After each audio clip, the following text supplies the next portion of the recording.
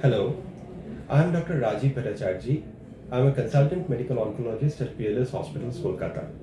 This is my third part in the video series on the causes of cancer. So we have already established that cancer is an out-and-out genetic disease. Now, whenever someone thinks about a genetic disease, then the next question that comes to their mind is that whether this is hereditary or not. That means if it's a genetic disease, in that case, it must be transmitted from parents to the next generation, isn't it? So that's a concern that many people have. Now, in this case, you need to understand the various type of genetic mutations. So there are basically two types of genetic mutations.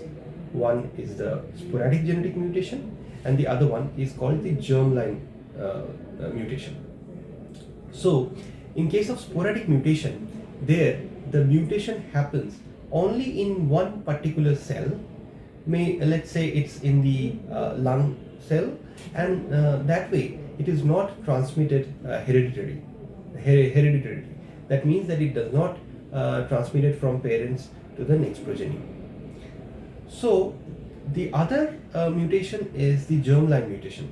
Here the mutation happens in all cells of the body, including the germinal cells, the sex cells that are transmitted into the child.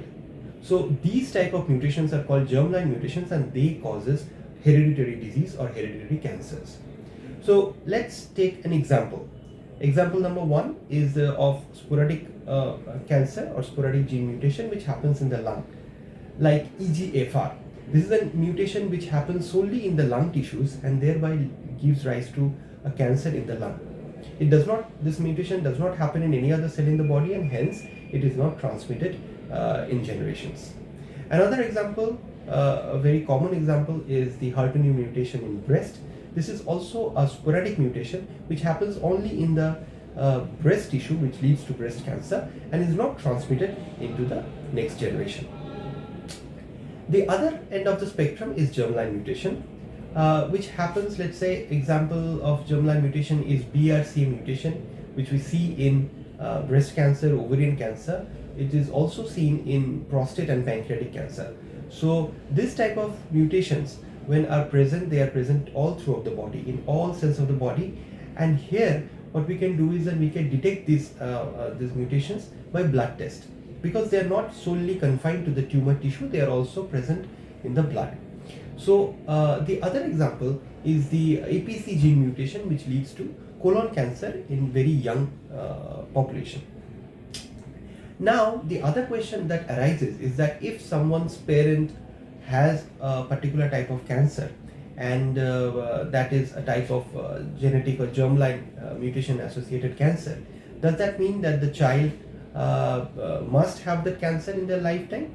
So herein comes the concept of the gene expressibility or penetrance. So that the penetrance or gene expressibility means that whether the hereditary gene is present in your body is expressed to a higher level or not.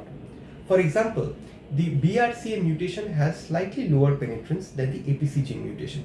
So those patients who had a mother with breast or ovarian cancer which was BRCA associated, then the chances of developing a breast, ovarian or pancreatic or prostate cancer is lesser if the penetrance of the BRCA gene is less. On the other hand, the APC gene has a 100% penetrance. So if someone's parent has an APC gene mutation and the son or the daughter also has an APC gene mutation, in that case there is a 100% chance that that son or daughter will get colon cancer in his or her lifetime. That is called 100% penetrance.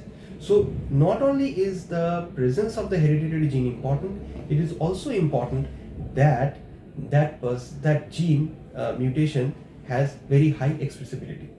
So that is all about the various types of gene mutations and what causes cancer. And I think that this video series has helped you a lot in terms of understanding the root cause of all types of cancer.